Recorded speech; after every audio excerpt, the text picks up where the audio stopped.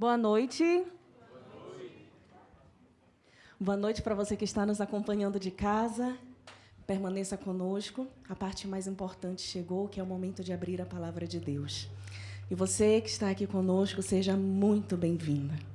Você entrou no lugar secreto agora. É aquele lugar onde é você, Deus e a palavra dele. A palavra inspirada. E o desejo profundo do meu coração é que o texto bíblico impressione o seu coração, impressione a sua vida e que você saia daqui diferente de quando você chegou. Queridos, nós estamos dando continuidade a uma série de estudos bíblicos que nós estamos fazendo aqui aos sábados, né? E o tema dessa série de estudos, Parábolas de Jesus.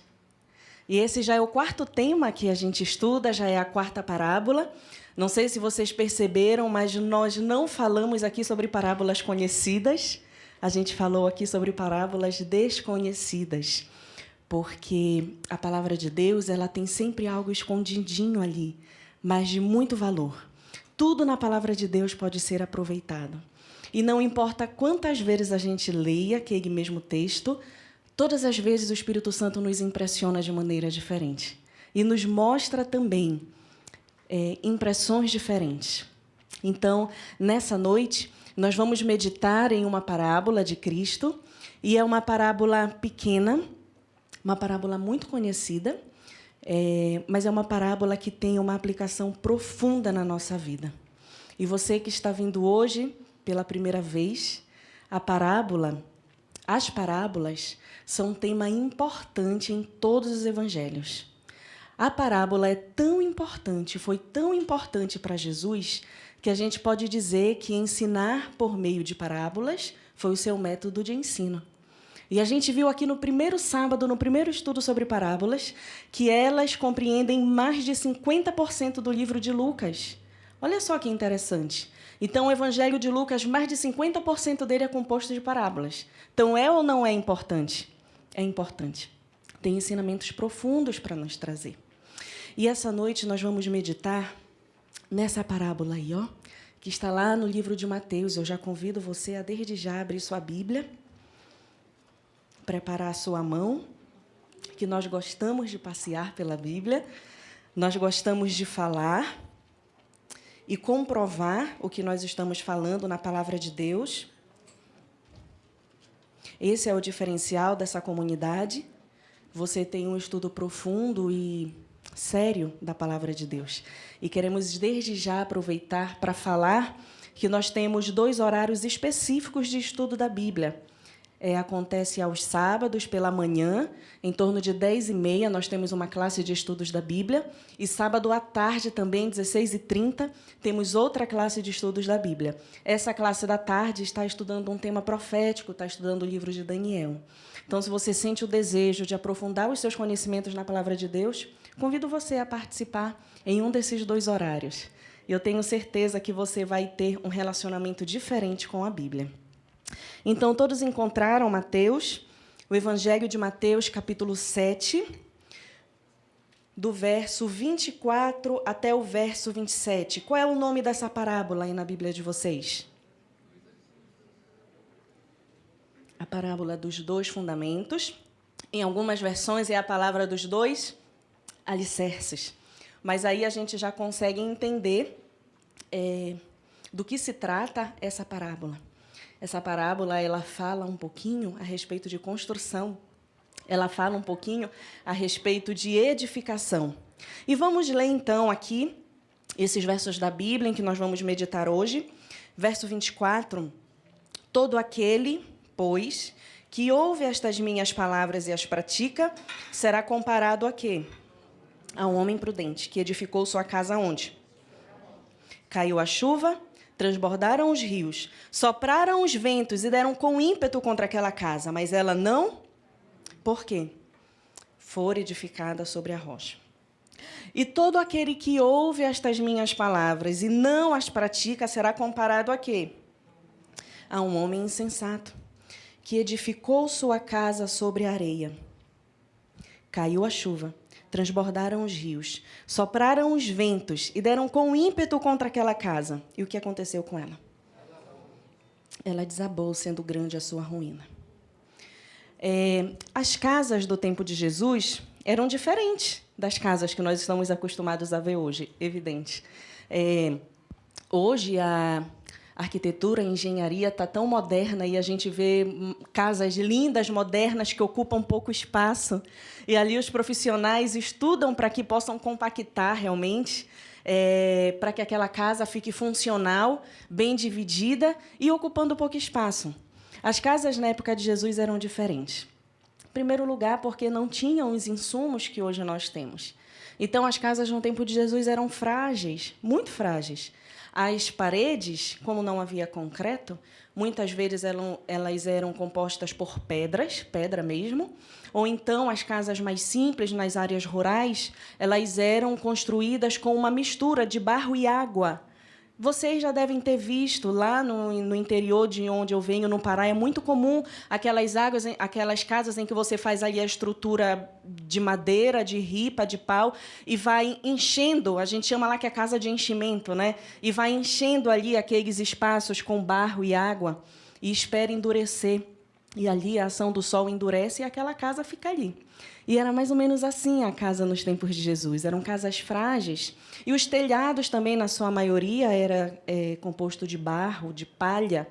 Então, vocês imaginem como as casas eram frágeis. Daí a importância do alicerce da casa. Porque a estrutura da casa era frágil, mas ela precisava estar bem fundamentada. Outro aspecto importante também é que aqui a parábola fala que caiu uma chuva, que transbordaram os rios, sopraram os ventos e a casa foi derrubada. E sabe o que é interessante? Que não era comum ter casas longe dos rios. Então, você sabendo que você morando num lugar que pode ser inundado, que pode sofrer com a ação forte do vendaval, mas era necessário construir ali naquele lugar. Porque o rio, o leito de água, favorecia a subsistência da casa. Plantações, animais. Então, eles deveriam, sim, construir próximo ali ao leito do rio. Mas, ao mesmo tempo, era desafiador. Então, imaginem essa realidade e agora imaginem a importância que tinha o alicerce, o local sobre o qual aquela casa era construída. E aqui a gente já percebe o primeiro ponto, que a segurança ela não estava na casa. A segurança não estava na casa. A casa era frágil, a casa podia ser derrubada com o vento. A segurança estava onde? Estava no alicerce. E o Senhor Deus, aqui nessa parábola, ele compara um homem prudente àquela pessoa que construiu a sua casa sobre um firme alicerce, que construiu a sua casa sobre a rocha. E eu poderia aqui simplesmente desenvolver essa mensagem dizendo que a rocha é quem? A rocha é Jesus, a gente sabe disso. Mas eu quero convidar você a ter uma reflexão mais profunda, porque o Senhor nos pede isso quando Ele fala essa parábola. E para a gente entender qual era essa reflexão mais profunda que o Senhor queria nos levar, a gente precisa entender por que Jesus contou essa parábola. Lembram como é importante a gente entender o contexto, entender o antes, o depois, entender por que Jesus falou aquelas palavras? E eu não sei se você percebeu, mas no início do verso 24, diz assim: todo aquele, pois, ou tem algumas versões que iniciam portanto, e essa palavrinha ela significa o quê? Para quem é bom de português, para quem fez Enem agora, que está aqui com os conhecimentos, olha, fresquinhos, significa portanto, significa o quê? Conclusão. Escutei uma voz tímida, tá certo, viu?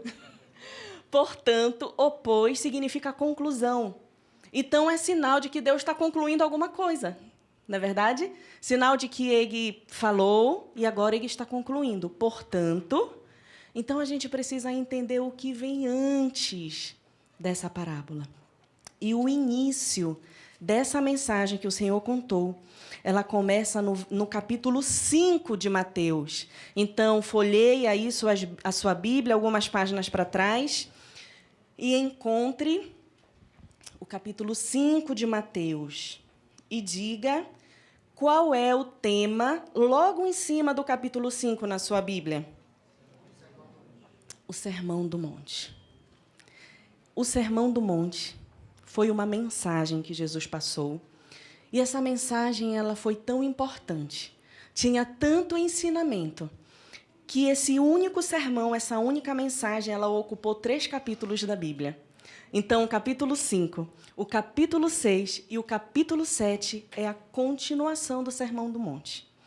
Muitas pessoas vinculam o Sermão do Monte às bem-aventuranças, mas as bem-aventuranças é um tópico, é o primeiro tópico do Sermão do Monte.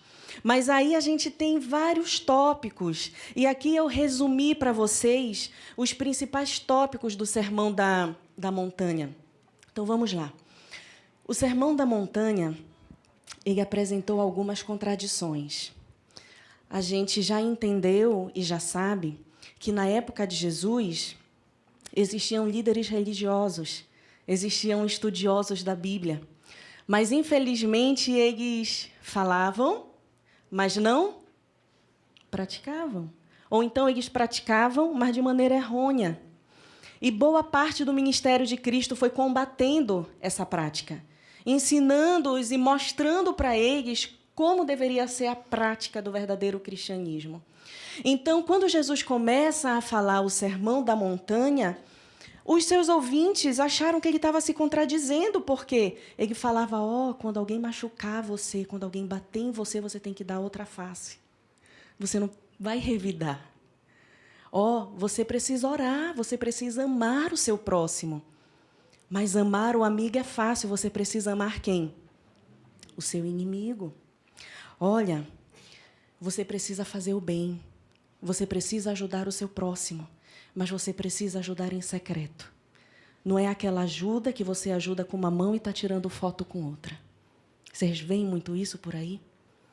Isso já era comum na época de Jesus, não a foto, mas era comum as pessoas fazerem o bem e quererem mostrar isso para se vangloriar, para tirarem proveito, para dizerem que estavam tendo uma fé com obras.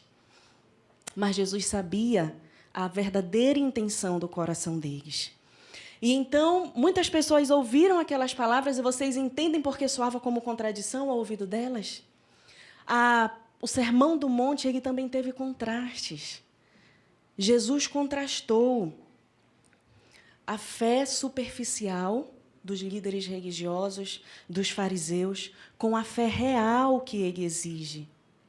Não é aquela fé em que posição social, autoridade, recursos significavam alguma coisa. Não. Isso tudo não tem importância no reino de Cristo. Posição social, autoridade, conhecimento da Bíblia, isso não tem importância no reino de Deus.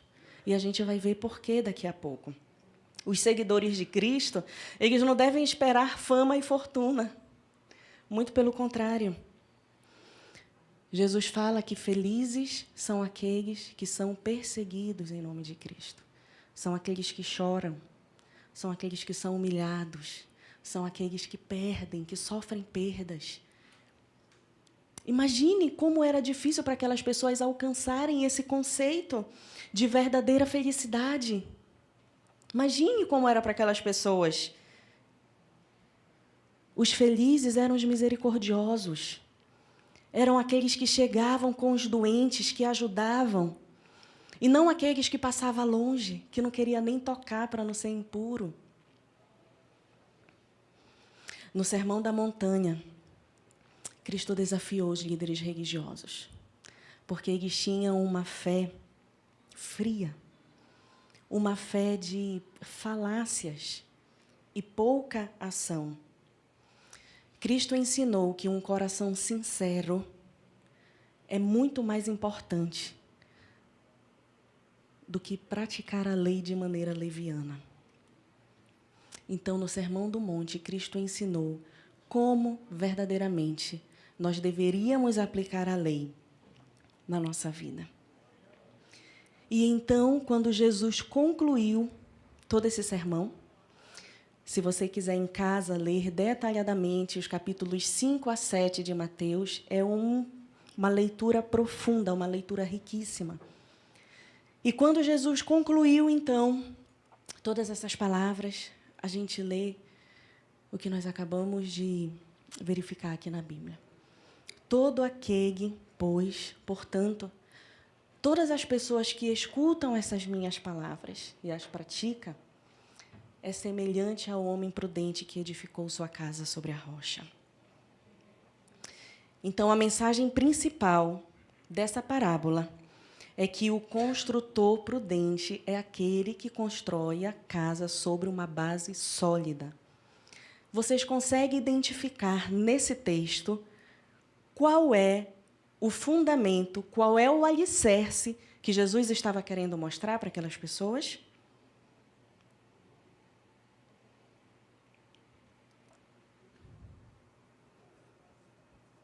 A palavra de Deus. A parábola dos 2 fundamentos. Não é simplesmente sobre construir a sua casa sobre a rocha. A parábola de Deus é sobre o poder transformador da palavra de Deus. Esse é o objetivo da parábola dos 2 fundamentos. A palavra de Deus é o firme alicerce em que nós devemos construir a nossa casa, a nossa vida, o nosso caráter. Aquela ocasião em que Jesus vivia, em que Jesus proferiu as suas palavras, as pessoas elas reverenciavam a Deus com os lábios, mas não reverenciavam a Deus com as suas ações e com as suas obediências. Era uma fé superficial, era um cristianismo superficial. Então, Cristo contrasta essa ação dizendo, olha, quem faz o que vocês fazem é comparado a um homem tolo, insensato, que construiu a casa sobre areia. Então, Cristo deixou claro nessa parábola que todos nós precisamos não apenas ser ouvintes da palavra de Deus, mas o quê? Praticantes. É aí que está a diferença. É fácil, sabe? Ler a Bíblia. É fácil deixar a Bíblia aberta assim em casa sobre o Salmo 91. É fácil andar com a Bíblia dentro do carro. É fácil andar com uma Bíblia pequenininha dentro da bolsa. É fácil ter uma Bíblia no seu ambiente de trabalho. Mas você está num estágio superior se, ao invés de andar com a Bíblia, você lê. E está num estágio mais superior ainda se, além de ler, você praticar. Porque aqui Jesus está falando que o homem prudente não é aquele que somente lê a palavra, mas é aquele que lê e é aquele que ouve e pratica. Praticar o evangelho é a principal diferença entre o homem prudente e o homem insensato. E hoje em dia, a gente sabe que todo edifício, para ser construído, ele precisa de um alicerce forte, né? Ele precisa de um alicerce profundo. Eu não entendo muito bem disso, porque eu não sou engenheira. Mas a gente tem um engenheiro aqui no nosso meio e eu convidei ele para ajudar a gente, é o Gustavo. Eu acho que o bichinho ficou um pouco nervoso e saiu, mas eu preciso que alguém vá lá fora chamar o Gustavo para mim, porque sem ele não temos como prosseguir aqui. Então, minha gente, o Gustavo vai explicar um pouquinho para a gente, como engenheiro, uma parte técnica, sobre a importância do alicerce numa construção, numa edificação. E aí esse é o momento que a gente espera ele.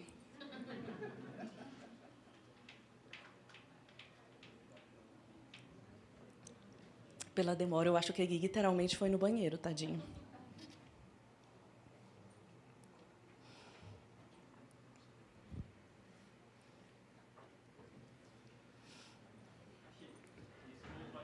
Aplausos. Gustavo é nosso engenheiro, amigos. A gente imaginou, amigo, que você estava em algo muito importante. Bom, Gustavo, eu estava falando aqui para os nossos amigos, a gente está falando um pouquinho sobre edificação. E a gente começou falando que as construções na época de Jesus eram bem diferentes das de hoje, né? E a gente quer que você explique para a gente um pouquinho por que é importante o alicerce. Por que a gente não pode simplesmente pegar o tijolo e colocar ali em qualquer lugar? Na faculdade a gente paga uma matéria sobre fundações, a gente só vê isso, né? Questão de alicerce. E a gente divide em 2 fundações básicas, né?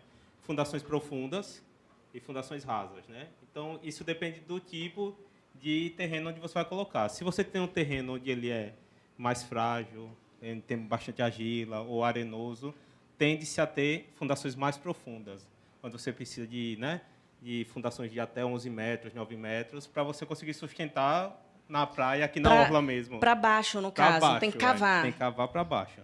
Então, para sustentar uma casa aqui, vamos supor aqui na orla de Maceió. Se você pegar já aqui em cima...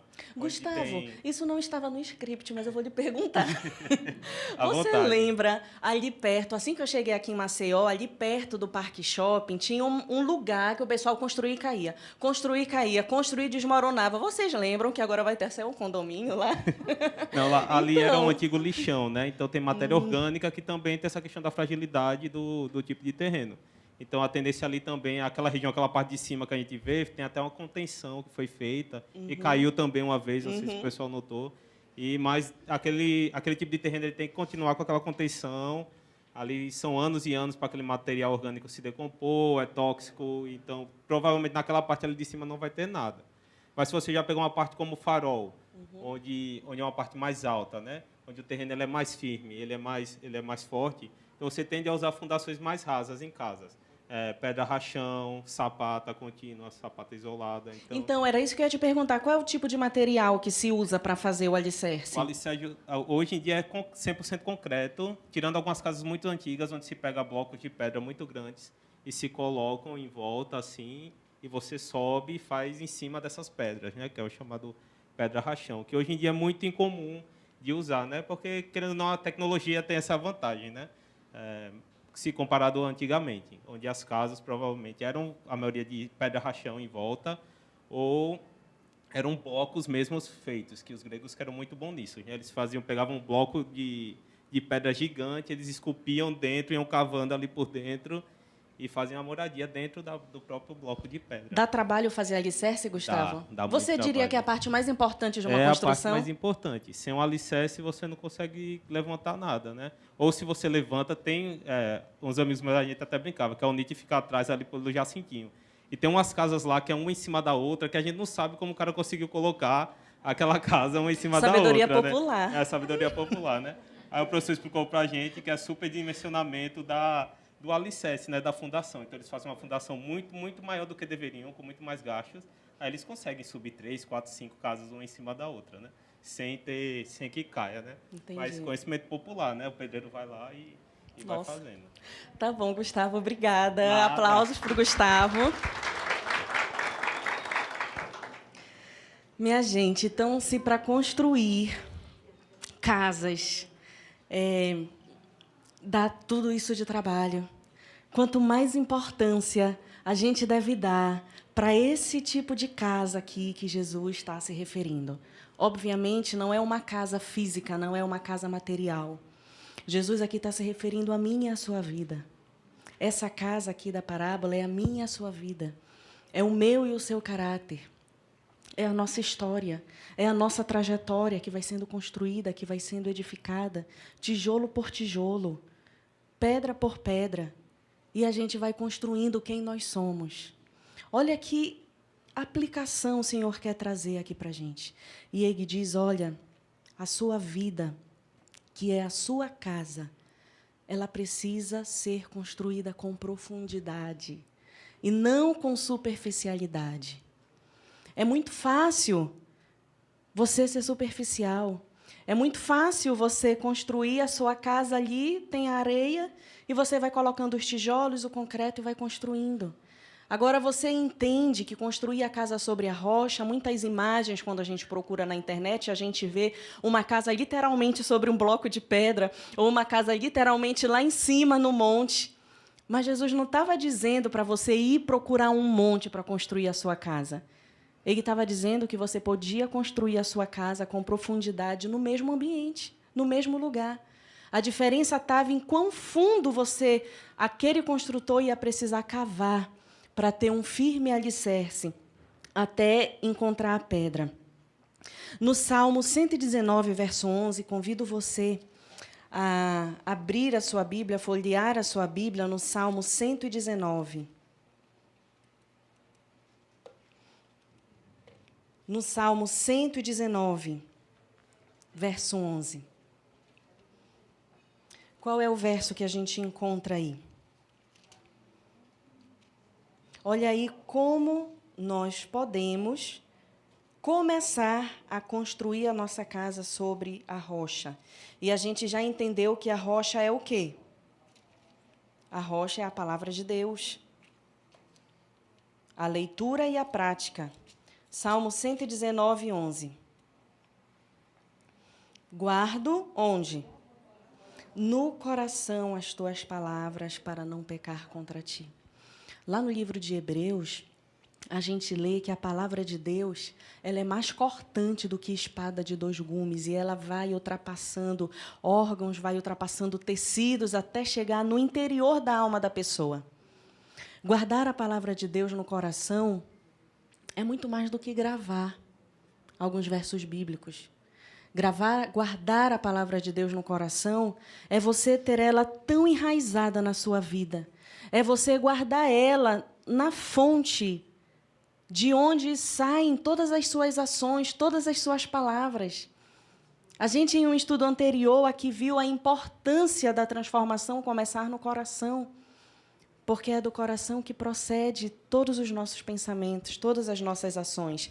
E aqui o salmista ele fala que para nós não pecarmos contra Jesus, nós devemos ter a nossa palavra no coração.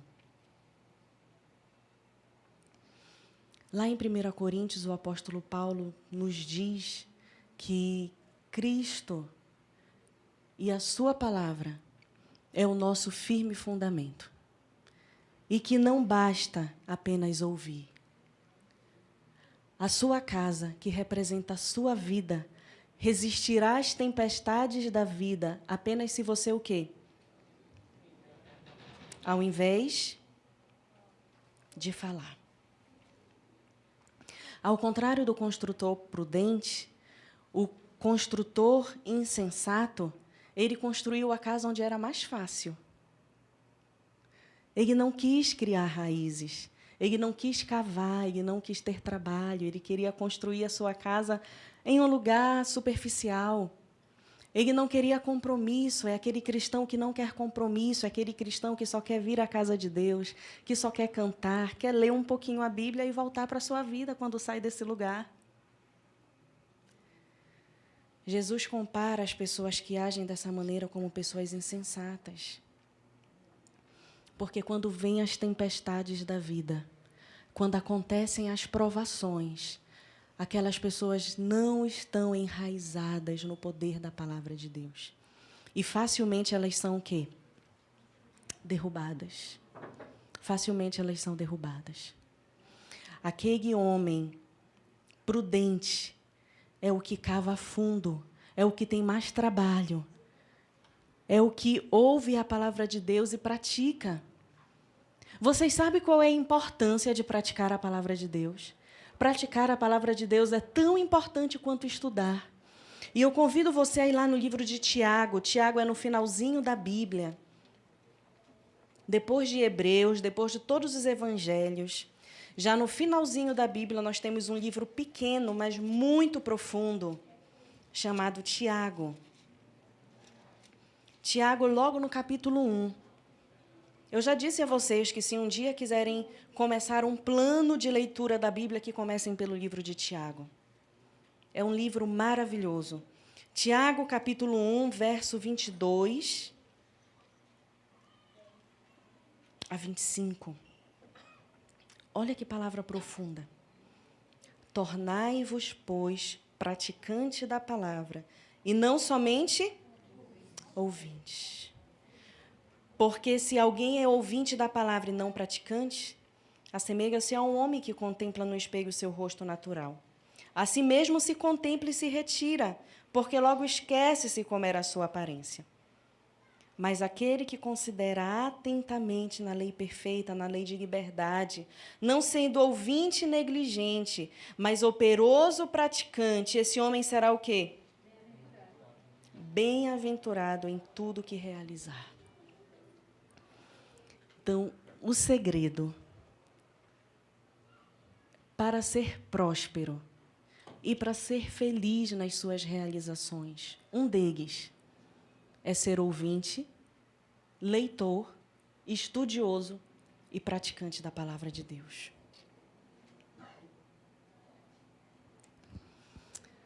Essa parábola ela nos ensina que se Deus Ele for Senhor apenas nos nossos lábios, a gente tem uma religião vã.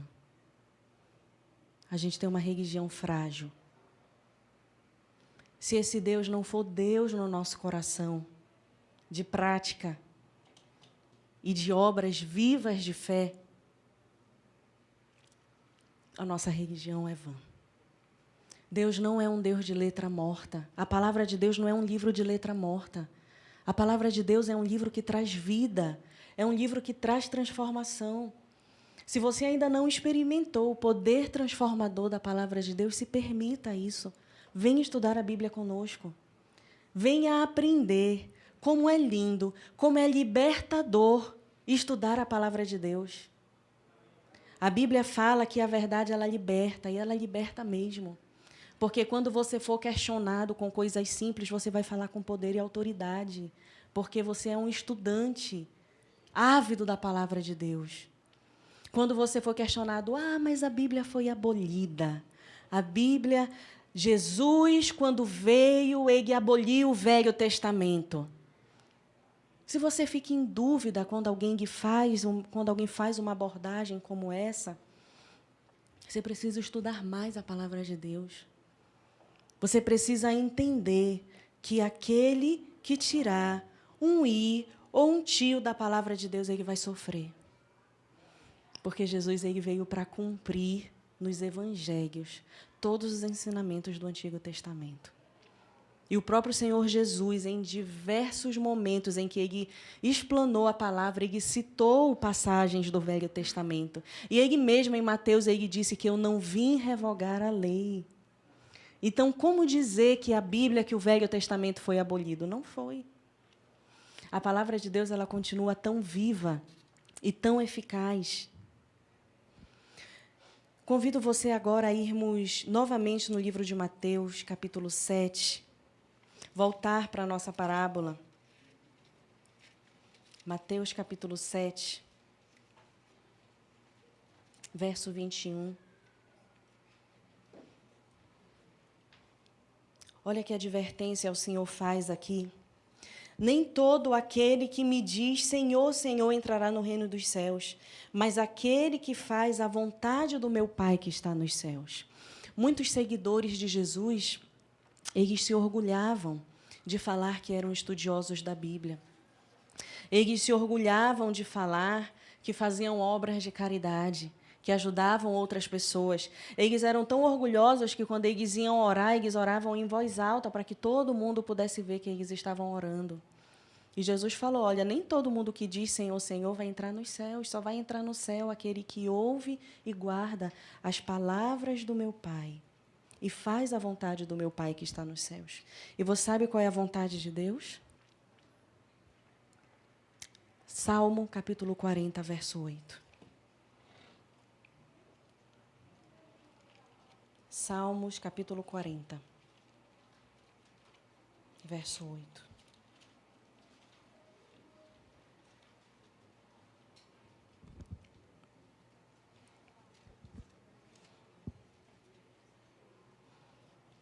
Salmo 48. Vamos ler aqui qual é a vontade de Deus. Agrada-me fazer a tua vontade, ó Deus meu.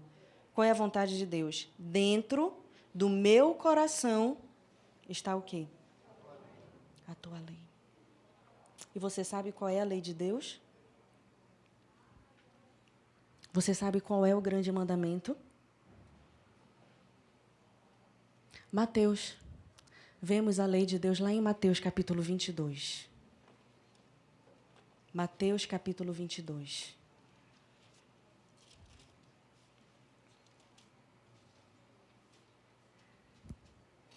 Mateus 22, do 36 até o 40. Um homem perguntou para Jesus, mestre, qual é o grande mandamento na lei? Respondeu-lhe Jesus no verso 37. Amarás o Senhor teu Deus de todo o teu coração, de toda a tua alma e de todo o teu entendimento. Este é o grande e primeiro mandamento. E o segundo é semelhante a esse. Qual é? Essa é a lei de Deus. Amar a Deus sobre todas as coisas e ao nosso próximo. Parece fácil, mas não é. É duro você olhar para alguém que lhe magoou e você ter que amar aquela pessoa.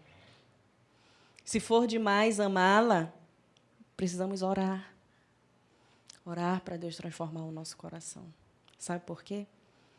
Jesus, que é um ser perfeito e imaculado, que nunca pecou, ele olha lá de cima e me vê, enxerga a Lívia, uma pessoa completamente cheia de falhas, que comete falta todo santo dia, mas ele olha lá de cima e me ama. E é isso que precisa me dar forças para eu amar as pessoas que me machucam. Porque senão, quando a gente orar no Pai Nosso, Pai, perdoa as minhas falhas. Qual é a condição para Deus perdoar as minhas falhas? Porque eu perdoo aqueles que cometem falha comigo. Se a gente não consegue perdoar, nós não vamos conseguir obter o perdão de Deus. Então, isso é amar o próximo. Isso é amar o próximo. Então, é muito mais profundo do que a gente imagina. Uma outra questão que me chama a atenção nessa parábola dos dois fundamentos é que as diferenças entre o construtor insensato e o construtor imprudente só vão aparecer na tempestade. As casas eram construídas no mesmo ambiente, perto do rio. As casas eram iguais por fora. Aparentemente, elas estavam sob a mesma superfície. Os dois construtores enfrentaram chuva. Os dois construtores enfrentaram o transbordar dos rios. Até ali, tudo certo, o sol nasce para todos. Mas quando vem a tempestade, quando vem o vento, quando o rio transborda, é que a diferença é constatada. Sabe, às vezes, essa superficialidade a gente vê muito na igreja. Todo mundo é igual aqui. Todo mundo é igual. E as superficialidades enganam. E o verdadeiro cristão, ele é conhecido quando a prova chega. Quando a vida dá a rasteira. Quando algo inesperado acontece e nos faz tremer nas bases. É nesse momento que a nossa fé é provada.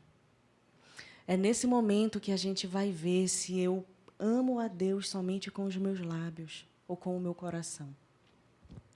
E quando a tempestade caiu, foi que a casa construída sobre a areia foi derrubada.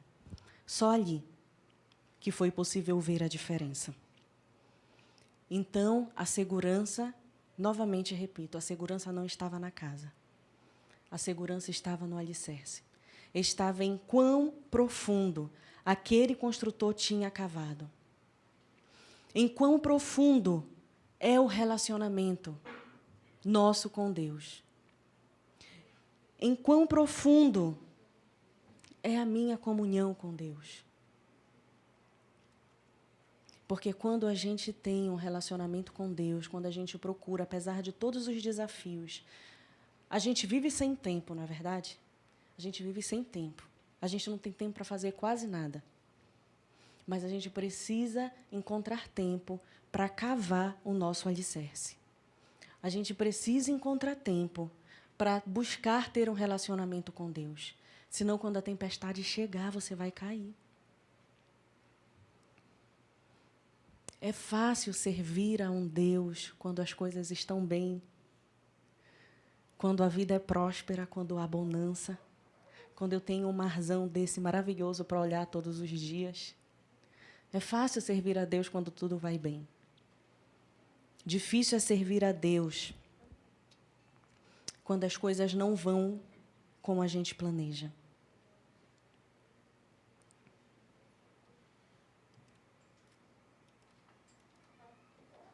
Embora as construções sejam semelhantes, É somente quando vem uma tempestade ou um vendaval que se vê a fragilidade da casa construída sobre a areia. Eu lembro que existiu um determinado momento da minha vida em que eu me orgulhava muito dos meus estudos. Eu me orgulhava muito de ter feito uma faculdade, eu me orgulhava muito de ter feito pós-graduação, eu me orgulhava muito de ter feito muitos cursos. E eu trabalhava e fui crescendo dentro da empresa conforme eu fui me dedicando nos meus estudos. Eu trabalhava numa universidade, então o conhecimento, os títulos acadêmicos eram muito importantes. E eu amava, eu me orgulhava demais. E até que no ano de 2013, o Senhor chamou eu e Luíde para servirmos no interior do Pará. E a minha primeira e grande decepção foi que eu tinha que deixar o meu emprego lá, não ia ter emprego para mim. E o Luíde disse, minha filha, eu só vou se você for. Aí eu falei, mas se você ficar, vai ficar muito triste? Aí ele disse para mim, eu tenho um propósito de vida. E esse propósito é ir onde Deus mandar. Então, se eu não for, eu não vou estar cumprindo esse propósito. Falei, então, bora, vamos. E ali eu lembro que eu tremi quando fiz minha carta de demissão, porque a empresa, obviamente, não queria me demitir. E como maneira de me chantagear, né? Não, você só vai sair se você pedir a sua demissão. E eu trabalhava lá quase 10 anos. Foi muito, muito difícil para mim. E eu lembro benzinho quando a minha chefe disse assim mesmo, se tu tivesse indo morar em Brasília, em São Paulo, no Rio de Janeiro, eu ia te dar a tua demissão feliz, mas está indo para o meio do mato, não tem nem internet, não tem telefone. Como é que eu vou compactuar com uma loucura dessas? Eu fiz a minha carta de demissão. E, quando eu cheguei lá, não tinha emprego para mim. A Lívia, estudiosa que tinha, serviu de quê? De nada. Não tinha emprego, eu estava lá dentro de casa. Mas essa situação me mostrou que a minha autossuficiência não vale de nada. Não vale de nada. E eu parei de sofrer pelas glórias do passado. Eu aprendi a viver contente com qualquer situação. E ali, literalmente, o Senhor me transformou. Naquele lugar que não tinha internet, que a gente tinha que subir lá alto para ver um pontinho ali de área do celular, e que a internet era discada. A gente tinha que ir para a cidade, que ficava... A quantos quilômetros, Luíde, de onde a gente morava? 30 quilômetros. Eu falei, meu Deus, se eu engravidar aqui, até eu chegar no hospital, eu pari. De tanto, né? Tremelique. Mas Deus, ele foi tão maravilhoso, tão misericordioso, que a gente nem ficou doente durante todo o período que a gente ficou lá. E o Senhor transformou o meu coração de uma maneira tal que Ele me mostrou que de tudo que eu me orgulhava, ali não valia de nada. E eu lembro muito bem, quando eu estava, antes da gente viajar, que eu estava me maquiando, aí o Luigi disse, olha, lá a poeira vai ser o teu pau compacto. Aí eu, nossa, que incentivo maravilhoso! E realmente foi isso. Realmente foi isso. E eu lembro como eu fui impactada. Eu tinha muitos sapatos, gente, muitos sapatos. Muitos. E de tudo o que eu queria levar na mudança, a primeira coisa que entrou no caminhão foram os meus sapatos. Eu era doente. E a primeira coisa que entrou no caminhão foram os meus sapatos. Eram caixas. O Luís de minha filha, eu falei, meus sapatos. O Luís de minha filha, você não vai usar isso lá. Eu falei, são meus sapatos. Levamos os meus sapatos. E o primeiro salto que eu coloquei, quando eu saí de casa, eu afundei na lama, que não era asfaltado. Era areia, barro vermelho. A gente tinha que ir descalço para o trabalho. Descalço não, ou com uma sandália de plástico. Quando chegava lá, tinha uma torneirinha, lavava o pé e colocava o sapato. Então, imaginem para mim quão impactante foi quando eu participei do primeiro culto naquele lugar e vi as meninas chegando no culto descalças. Vi as meninas tão humildes, chegavam no culto com a sandália menor do que o pé delas. Aí eu cutucava o Luís e disse assim, Luís, minha filha, a menina não tem dinheiro aqui, não, para estar comprando 500 sapatos. E aquele foi o primeiro impacto que eu tive. Quando eu cheguei em casa, eu saí catando os sapatos. Mandei lá para onde as meninas dormiam, olha, distribui aí esses sapatos para as meninas. E quando foi no próximo culto, as meninas estavam todas de sapatos. Eu chorei de emoção. E eu lembro que, às vezes, quando a gente ia para a cidade, tinham determinadas épocas do mês que a gente precisava ir na cidade, e a preceptora ali do residencial feminino chegava comigo: Lívia, chegou uma aluna aqui que ela não trouxe kit de higiene e limpeza. Você pode trazer um kit para a gente? Falei, posso. E a gente chegava na cidade, ia na farmácia, comprava sabonete, shampoo. E aquilo me impactou de uma maneira tal e me mostrou que a gente tem muito. Eu tinha muito que aprender. Eu tinha muito que aprender. E a humildade daquele lugar, a lama nos pés, a poeira no rosto, me ajudou a me libertar dos meus sapatos. Isso parece ser bobo, mas não é. E, literalmente, ali eu aprendi a viver pela dependência e pela graça de Cristo. Nós passamos ali naquele lugar 1 ano e 3 meses. Desse 1 ano e 3 meses eu passei chorando. Chorando. De desgosto, de raiva, brigava com Deus, de frustração. Senhor Jesus, o que eu vim fazer nesse lugar? E pouco tempo depois, eu fui trabalhar, eu fui chamada para trabalhar aí naquele lugar, e eu fui perguntar quanto era o meu salário. Eu falei, é verdade isso?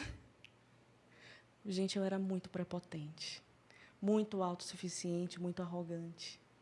E o Senhor, de maneira maravilhosa, foi transformando o meu coração. E a pessoa que me recebeu me disse, olha, aqui, o primeiro requisito para se trabalhar é o amor. É o amor e o serviço. Se você não está aqui para servir as outras pessoas, aqui não é o seu lugar. Eu quase falo para o Luiz, vamos embora. Mas não era possível, as coisas não são fáceis desse jeito. E quando Jesus quer nos transformar, Ele pega situações improváveis. Eu lembro que eu comecei a trabalhar ali naquele lugar. E cada dia que eu passava ali era um agir de Deus na minha vida. E 1 ano e 3 meses depois, quando a gente recebeu o convite para trabalhar em outro lugar, eu chorei de novo. Mas eu chorei grata a Deus, porque foi 1 ano e 3 meses suficiente para derrubar 20 anos para trás. E eu saí dali com a sandália no pé, com a poeira na cara, e feliz de estar indo para onde Deus mandasse, em qualquer situação. E hoje eu louvo a Deus porque eu continuo sem ter sapatos. A transformação foi real. Eu tenho sapatos suficientes para passar o dia a dia. Então, esse é o poder da palavra de Deus. É um poder transformador. E é uma transformação que começa do coração.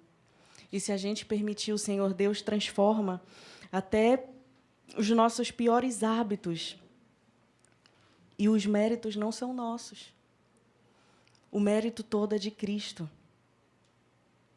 Aquele que confia na sua própria capacidade, aquele que confia na sua autossuficiência, aquele que confia na sua própria força para realizar as coisas é um homem insensato. Porque a nossa força não está em nós. A nossa força está onde? Em Deus. A nossa força está em Deus, e é de lá que vem o nosso socorro.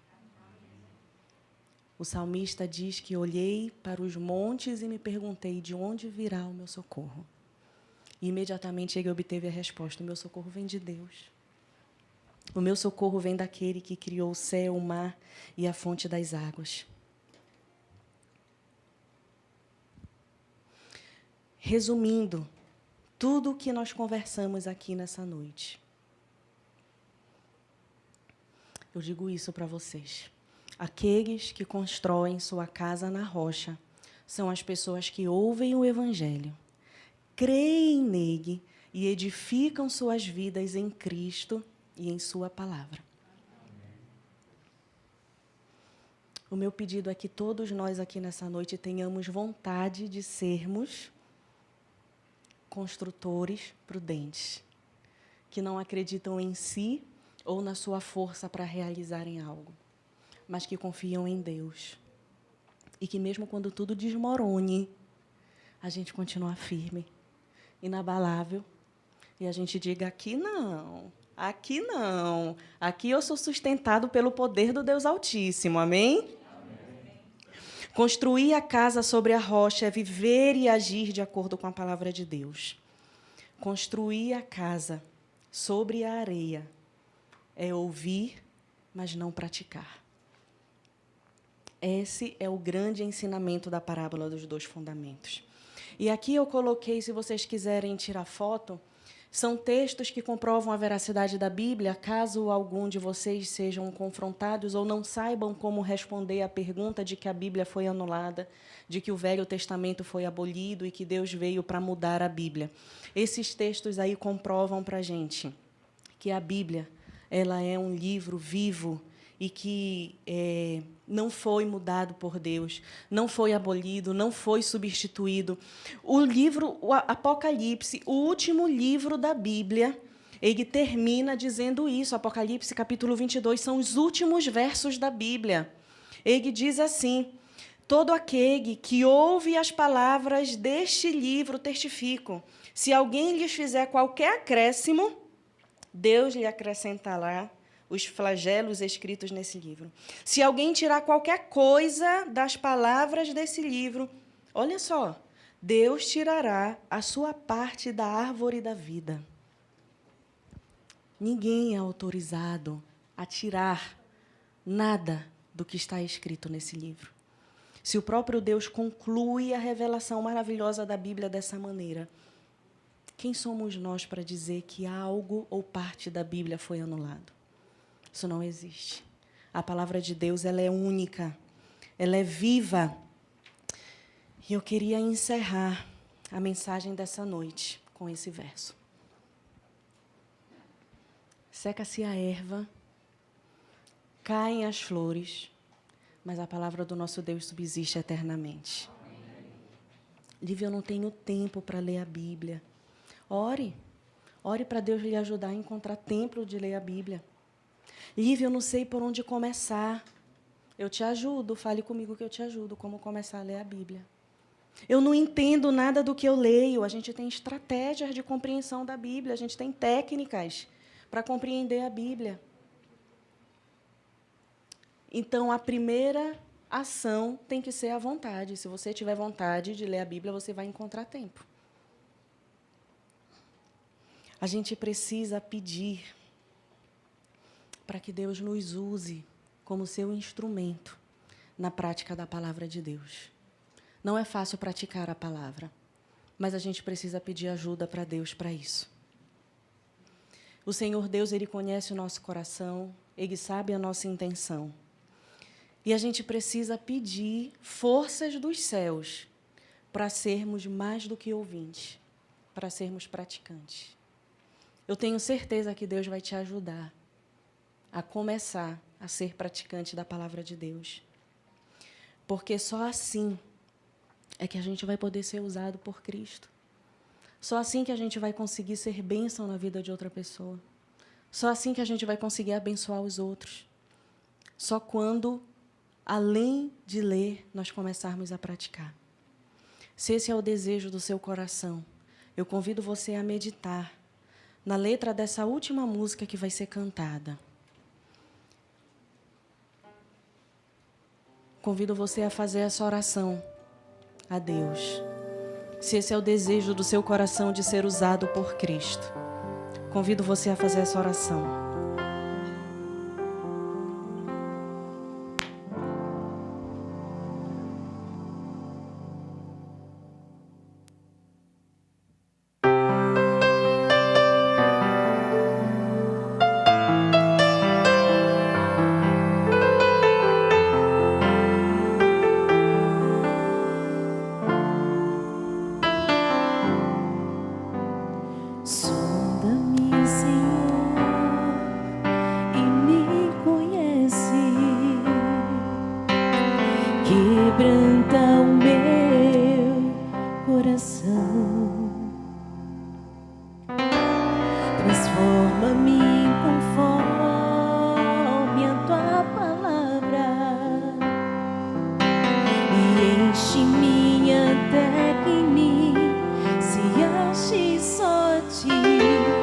Então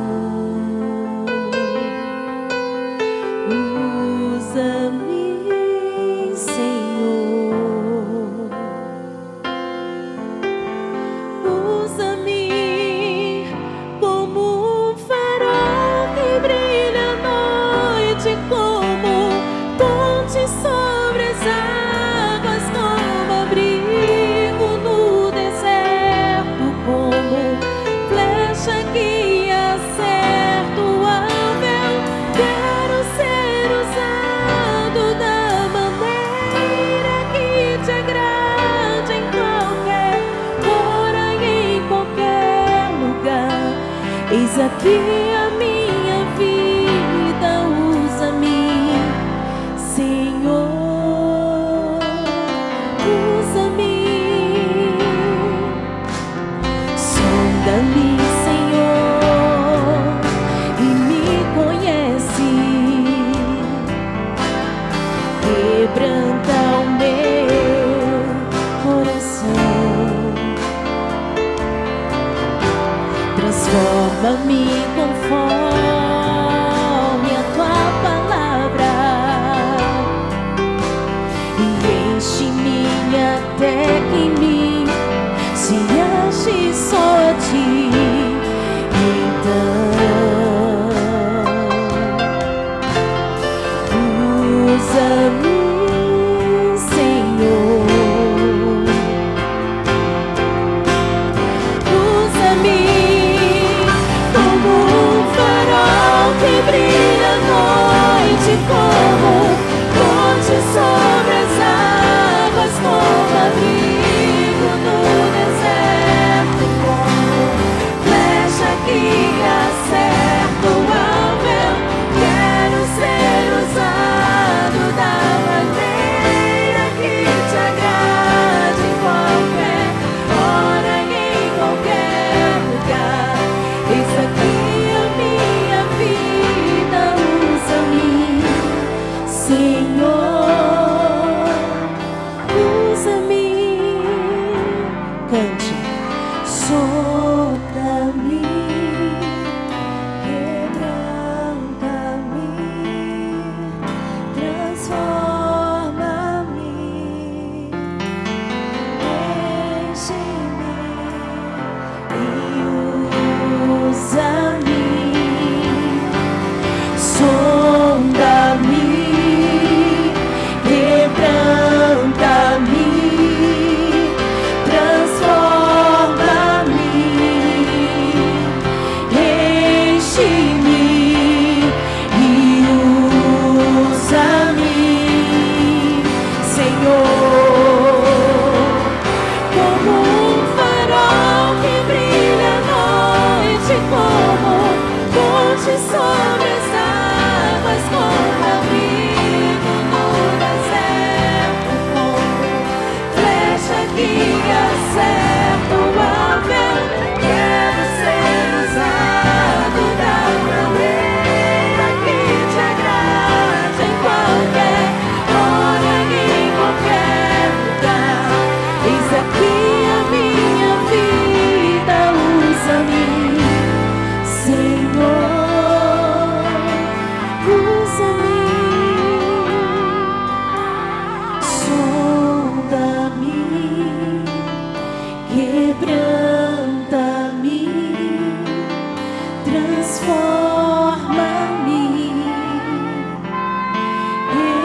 enche-me e usa-me, Senhor, e usa-me, Senhor.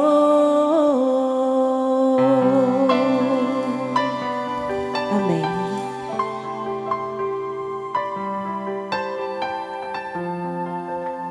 Que oração maravilhosa. Feche os seus olhos. Querido Deus e maravilhoso Pai, é desejo do nosso coração ser usado por Ti, Senhor. É desejo do nosso coração ser transformado pela ação da Tua palavra. É desejo do nosso coração ser quebrantado. Nós desejamos, Senhor Deus, viver uma vida digna de dizer que somos filhos de Deus. Desejamos, Senhor Deus, não apenas ler ou ouvir a Tua palavra, mas desejamos ser praticantes. Nos ajuda, Senhor Jesus. Nos ajuda a encontrar tempo para ler a Tua palavra. Nos ajuda a encontrar tempo para conversar contigo. Nos ajuda, Senhor Deus, a desistir de tudo aquilo que nos afasta de Ti. Senhor Deus, queremos fazer um compromisso contigo. O compromisso que nós queremos seguir segurando a Tua mão em todos os momentos da nossa vida. Senhor Jesus, nós sabemos que muitas vezes seremos derrubados pelas tempestades dessa vida. Sabemos que muitas vezes, Senhor Deus, ocorrerão situações que abalarão as nossas estruturas e nos farão duvidar, inclusive, se o Senhor existe. Senhor Jesus, tende misericórdia de nós quando esses momentos chegarem. Não permita que nós nos afundemos no lamaçal desse mundo. Não permita que o inimigo das nossas vidas nos derrube. Nos ajude, Senhor, a lutar contra o nosso eu, a lutar contra a nossa autossuficiência. Nos ajuda a entender que todo o poder que nós precisamos para vencer o inimigo vem de Ti. Ai, Senhor, quando a gente entende isso, a gente se sente tão forte. A gente se sente forte porque a gente sabe que à nossa frente vai o Teu anjo. A gente sabe que à nossa frente o Senhor está para nos proteger, para nos guardar, para nos livrar de qualquer armadilha, de qualquer flecha que o inimigo tente lançar sobre a nossa vida. Cristo Jesus, nos permita ter a alegria de Te ver voltando. Nos permita, Senhor Deus, a alegria de subir aos céus. Mas a alegria não será completa se nós estivermos sozinhos, Jesus. Então nos usa para Te servir. Nos usa para sermos farol. Nos usa para sermos pontes. Nos usa para abençoarmos outras pessoas. Mais uma vez, Senhor Jesus, nós pedimos o Teu livramento e a Tua proteção para a semana que está iniciando. Nos livra de todo perigo, de todo mal. Nos dê uma semana abençoada, guiada e protegida por Ti. Essas bênçãos nós Te pedimos e também já Te agradecemos. Em nome de Jesus. Sábado que vem nós teremos o último episódio dessa série. E convido você a estar presente. Nós temos encontros semanais aqui nesse lugar. Quarta-feira, 19h30, é o encontro de oração. Sábado pela manhã, nós temos um programa todo especial com o estudo da Palavra de Deus. E sábado à tarde, nesse horário, temos esse encontro. E antes de 16h30 tem também estudo da Palavra de Deus. Então, aqui é Bíblia na veia, em todos os momentos. Então, se você quer ser um conhecedor profundo da Bíblia, chega aqui na gente, que você vai ter um entendimento e uma visão diferente da Bíblia. Uma semana abençoada para todos vocês.